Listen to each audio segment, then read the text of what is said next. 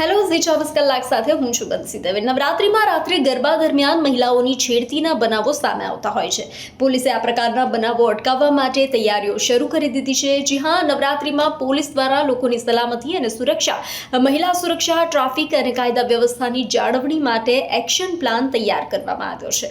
નવરાત્રિના પર્વમાં 12,000થી વધુ પોલીસની ટીમ બંદોબસ્તમાં તૈનાત રહેશે, હાજર રહેશે।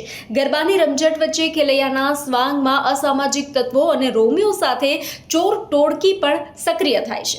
ટોળકી મહિલાઓની છેડતી અને મોબાઈલ તથા પર્સ જેવી કિંમતી ચીજોની ચોરી કરે છે। આવી ઘટનાઓને લઈ અમદાવાદ પોલીસની શી ટીમને મેદાનમાં આવી છે। નવરાત્રી દરમિયાન મહિલા એસીપી, પીઆઈ, પીએસઆઈ અને શી ટીમનો ખાનગી રીતે બંદોબસ્ત ગોઠવવામાં આવશે। નવરાત્રિમાં રાત્રે પોલીસ રોડ પર યુનિફોર્મમાં અને ગરબા સ્થળ પર ટ્રેડિશનલ ડ્રેસમાં શહેરીજનોને સુરક્ષા આપશે।